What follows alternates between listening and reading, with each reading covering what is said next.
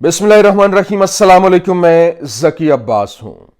नाज़रीन, आज 23 दिसंबर है, पीर का दिन है और फ़लस्तीन के अंदर लगाई गई आग इस वक्त पूरे मिडल ईस्ट को अपनी लपेट में ले चुकी है।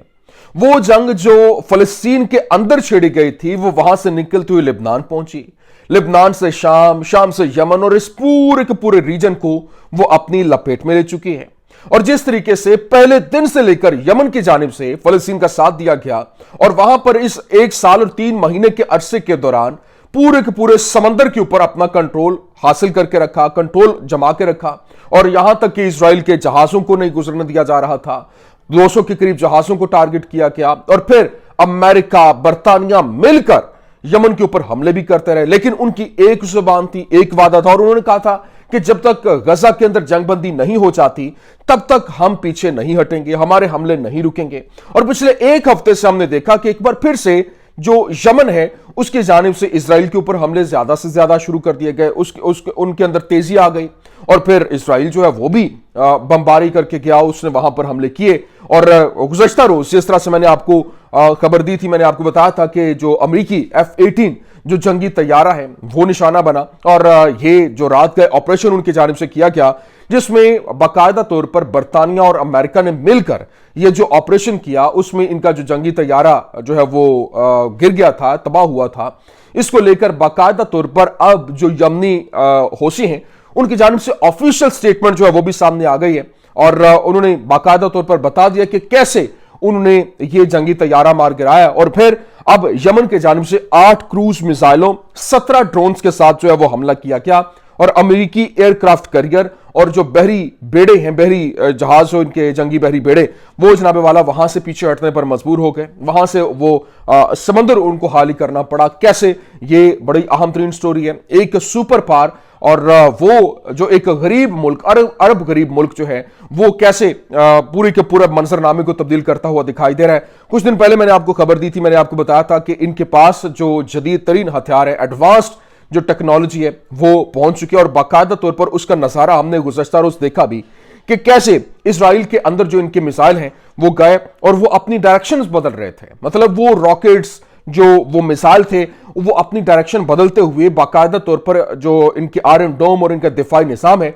उसको कैसे चकमा देते दिखाई दिए। ये भी तमाम तरह अहवाल मैंने आपके सामने रखा। लेकिन अब जो इजराइल, अमेरिका और बरतानिया की जानिब से यमन पर हमलों का ऐलान जो है वो कर दिया गया है और ये एक पूरी की पूरी प्लानिंग तरतीब दे रही है। कैसे, ये तमाम तर डिटेल्स वन बाय वन आपके सामने रखते हैं। अच्छा नाज़रीन, सबसे पहले तो मैं आपको बता दूं, देखिए इस वक्त जिस तरह से एक पूरे का पूरा मंजरनामा जो है वो बदल रहा है और बाकायदा तौर पर मोसाद के जो सरबराह हैं डेविड बार्निया, उनके जानिब से कहा गया कि इजराइल पर हौसियों के हमलों के बदले में ईरान पर हमले का वक्त है और वो कहते हैं कि हमें आगे बढ़ना है। अगर हम सिर्फ हौसियों पर हमला करेंगे तो इससे कोई फायदा नहीं होगा, क्योंकि पिछले उन्होंने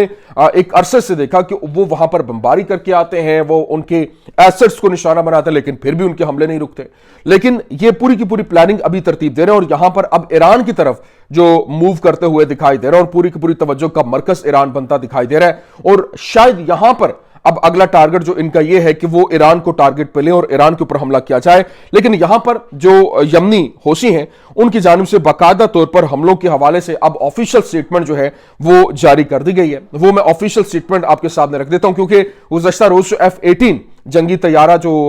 अमेरिका का था वो तबाह हुआ, वो कैसे हुआ, अब इस हवाले से बाकायदा तौर पर एक ऑफिशियल स्टेटमेंट जारी हुई है यमनी फोर्सेस की जानिब से, वो मैं आपके सामने रख देता हूं। उन्होंने कहा जी, यमनी मुसल्लह अफवाज ने बाज़ाब्ता तौर पर अमेरिकी F-18 जंगी तैयारे को मार गिराने का ऐलान किया है। हमने अपने मुल्क पर अमेरिकी बरतानवी हमले को नाकाम बनाया और कल शाम के जारहाना हमले के आगाज के साथ मिलकर तैयारा बरदार बहरी जहाज USS हैरी एस ट्रूमैन और इसके मुतअद्दिद तबाहकुन जहाजों को जो वो वहां पर इनके जो डिस्ट्रॉयर्स थे उनको वहां पर निशाना बनाया। हमने 8 क्रूज मिसाइलों और 17 ड्रोन्स के साथ मुहाज आराई की कार्रवाई की और मुहाज आराई की कार्रवाई के दौरान हमने एक F-18 तैयारे को मार गिराया। पहले तो ये, क्योंकि अमेरिका तो मान नहीं रहा था और अमेरिका ने यही कहा कि ये इनके फ्रेंडली फायर से ये सारा कुछ हुआ है। असल में ये प्लानिंग कैसे तरतीब दी गई थी, ये बेसिकली जब बरतानिया और अमेरिका हमला करने के लिए निकले हैं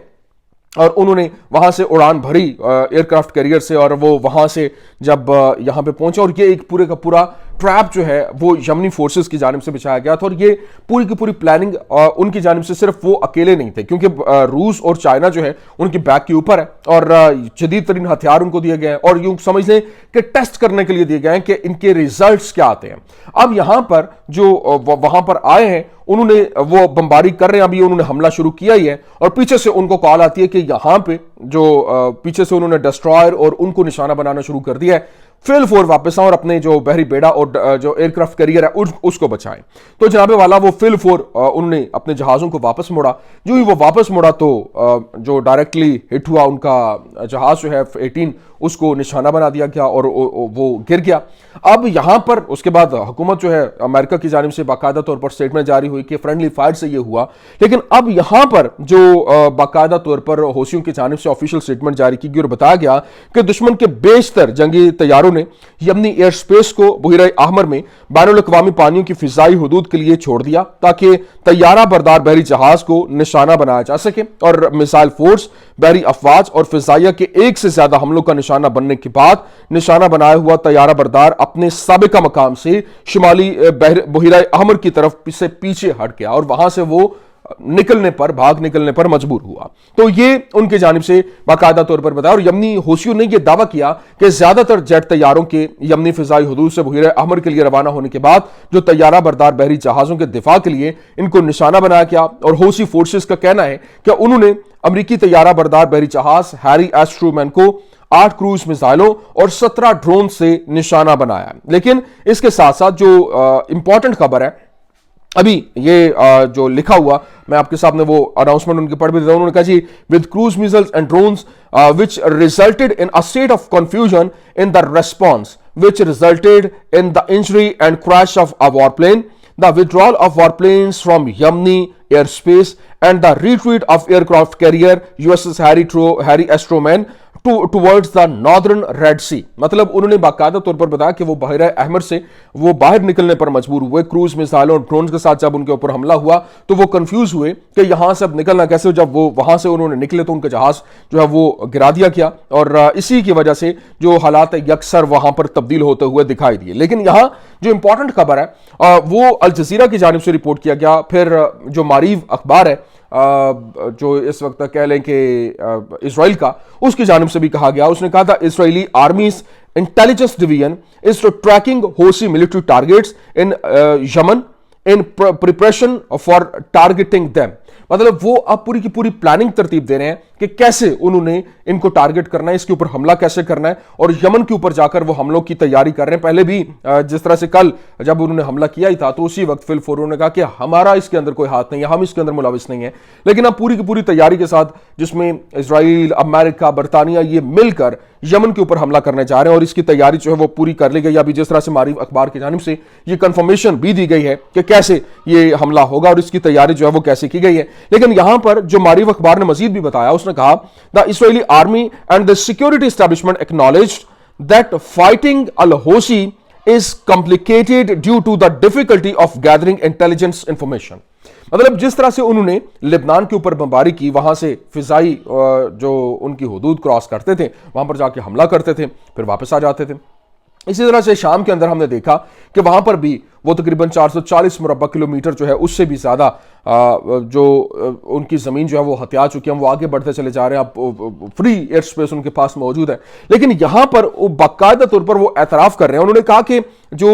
ہمارے پاس جو اسٹیبلشمنٹ، سیکورٹی اسٹیبلشمنٹ، اس نے تسلیم کیا کہ حوثیوں کے ساتھ لڑنے کے لیے لڑائی کے دوران سب سے زیادہ جو پیچیدگی آتی ہے وہ کسی اور وجہ سے نہیں بلکہ انفارمیشن گیدر کرنے کے لیے، انٹیلیجنس انفارمیشن گیدر کرنے کے اوپر آتی ہے، کیونکہ وہاں جو حملے تھے وہ ڈیفرنٹ نوعیت کے تھے، جو لبنان کے اندر تھے، جو شام کے اندر تھے، وہ کیونکہ بارڈر ساتھ لگتی ہے، یہ ایک لمبا ڈسٹینس بھی ہے، اور یہاں پر جب وہ آتے ہیں حملہ کرتے ہیں ان کے لیے مزید مشکلات بڑھ جاتی ہیں۔ اس وجہ سے ان کو